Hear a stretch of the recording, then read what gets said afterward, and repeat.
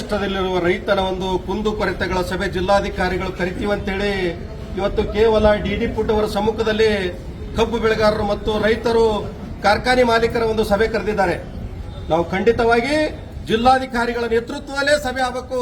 ಯಾಕಪ್ಪ ಅಂದ್ರ ಈ ರಾಜ್ಯದ ಮುಖ್ಯಮಂತ್ರಿಗಳು ಕೂಡ ಈ ಕಾರ್ಖಾನೆಯ ಒಂದು ಗುಲಾಮಗಿರಿಯಲ್ಲಿ ಬದುಕ್ತಾ ಇದ್ದಾರೆ. ಕಾರ್ಖಾನೆಯವರ ಒಂದು ಕಪಿಮುಷ್ಟಿಯಲ್ಲಿ ಸರ್ಕಾರ ಇದೆ. ಆ ಕಾರಣಕ್ಕಾಗಿ ಇವತ್ತು ನಮ್ಮ ನಳ್ಳವು ಸರ್ಕಾರ ಎಚ್ಚೆತ್ತುಕೊಳ್ಬೇಕು. ಕಬ್ಬು ಬೆಳೆಗಾರರಿಗೆ ನ್ಯಾಯಯುತ ಬೆಲೆ ಕೊಡಬೇಕು. ಎಸ್ಎಪಿ ಕಮಿಟಿ ಒಳಗ ರಚನೆ ಮಾಡಿರ್ತಕ್ಕಂಥ ಒಂದು ಸರ್ಕಾರದ ಸಮಿತಿ ಇದೆ. ಸರ್ಕಾರದ ಸಮಿತಿ ಮೂಲಕ ನ್ಯಾಯಯುತ ಬೆಲೆ ನಿಗದಿಪಡಿಸಬೇಕು. ಏನು ಕೇಂದ್ರ ಸರ್ಕಾರ ಅವೈಜ್ಞಾನಿಕ ಬೆಲೆ ನಿಗದಿಪಡಿಸದ? ಕೇಂದ್ರ ಸರ್ಕಾರದ ಅವೈಜ್ಞಾನಿಕ ಎಫ್ಆರ್ಪಿ ಬೆಲೆ ಹೊರತುಪಡಿಸಿ ರಾಜ್ಯ ಸರ್ಕಾರ ಹೆಚ್ಚುವರಿ ಬೆಲೆ ನಿಗದಿ ಮಾಡಬೇಕು.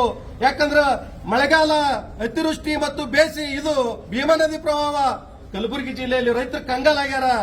ಬೆಳಗಾವಿ, ಬಾಗಲಕೋಟೆಯಲ್ಲಿ ಏನು ಬೆಲೆ ಕೊಡ್ತಾ ಇದ್ದೀರಿ, ಅಲ್ಲಿ ಕೂಡ ಸತತ 15 ದಿನ ಆಯ್ತು ಹೋರಾಟ ಮಾಡ್ಲಿಕ್ಕಂತೂ ಸರ್ಕಾರ ಕಣ್ಣು ತರಿತಾ ಇಲ್ಲ.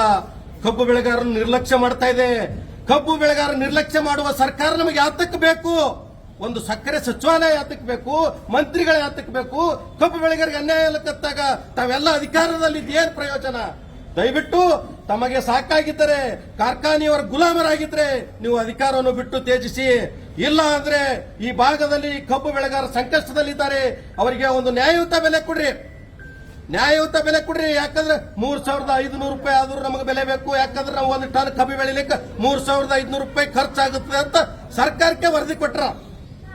ಇವತ್ತು ಕೇವಲ 3,500 ರೂಪಾಯಿ ಕೊಟ್ಟು ಅದರಲ್ಲೇ ಕಟಾವು ಸಾಗಾಣಿಕೆ ತೆಗೆದು ನಮಗೆ ಕೊಡ್ತಕ್ಕಂಥದ್ದು ಕೇವಲ 28, 29, 27.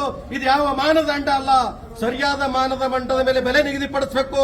ರಾಜ್ಯ ಸರ್ಕಾರಕ್ಕೊಂದು ಹೇಳಕ್ಕೆ ಇಷ್ಟಪಡ್ತೀನಿ, ರೈತನ ಶಾಪ ತಮಗೆ ತಟ್ಟುವ ಮೊದಲು, ರೈತ ಸಂಕಷ್ಟದಲ್ಲಿ ಸಾಯುವ ಮೊದಲು, ರೈತನ ಒಂದು ಅಭಿವೃದ್ಧಿಯಾಗಲು, ರೈತ ಕೃಷಿ ಚಟುವಟಿಕೆ ಮಾಡಲು ಪ್ರೋತ್ಸಾಹ ನೀಡಿ.